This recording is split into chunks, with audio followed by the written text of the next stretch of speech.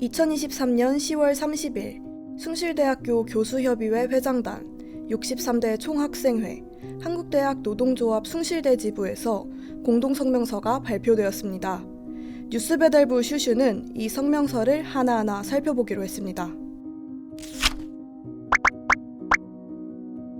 공동성명서의 제목은 숭실대학교 총장 장범식에게 요구한다. 과연 무엇을 요구하고 있는 걸까요? 사건의 발단은 이러합니다. 2021년 학생 권리 보장을 위한 학교 본부 규탄 행진을 보도하려는 숭대시보와 학교 사이에서 갈등이 발생했습니다. 이후 중앙운영위원회와 숭실대 실처장 간에 열린 간담회에서 장 총장은 N번방 사건의 주모자인 조주빈도 학보사 편집국장이었고 학교의 제지를 받지 않아 잘못된 길로 갔다는 발언을 하였습니다. 장 총장이 당시 학보사 숭대시보의 강 전 편집국장을 조주빈에 빗대어 말했다는 의미로 해석될 여지가 있어 당시 논란이 일었습니다. 이 발언 이후 강 전 편집국장은 2021년 12월 8일 국가인권위원회에 진정을 제기했고 2022년 11월 15일 인권위는 인격권 침해 발언으로 피해를 입은 학생의 권리 회복을 위해 장 총장 측이 적절한 조치를 취할 것을 권고했습니다.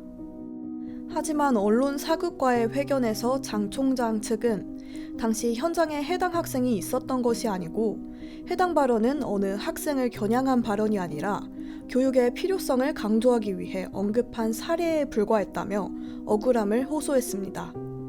장 총장은 인권위 결정 취소 행정소송을 제기했으나 2023년 9월 22일 패소하였고 같은 해 10월 13일 패소 결과에 대한 항소장을 제출했습니다.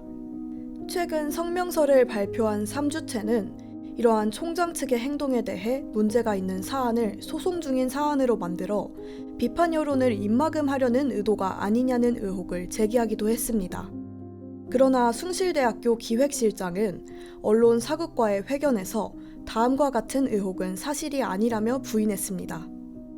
특히 성명서에서는 장 총장이 소송 과정에서 본교 학생들의 등록금을 사용했다고 주장했습니다. 그러나 이와 관련하여 본교 측에서는 소송 과정에서 사용된 비용은 등록금 회계가 아닌 비등록금 회계로 선지출했고 이후 관련 비용은 학교 법인에서 전출해 후집을 할 예정이므로 등록금을 사용했다는 주장은 거짓이라고 답변했습니다. 학교 측에서는 언론 사극과의 회견에서 성명서 내용을 반박하는 입장문을 낼 계획이 없다고 밝혔습니다. 입장문을 발표하지 않는 이유에 대해서는 구성원 간의 불화를 방지하고 화합을 도모하기 위해서라고 전했습니다. 또한 등록금을 소송 관련 비용으로 사용했다는 것은 사실이 아니기 때문에 이를 입증할 방법이 없다며 난처함을 호소하기도 했습니다. 지금까지 뉴스배달부 슈슈가 전해드렸습니다.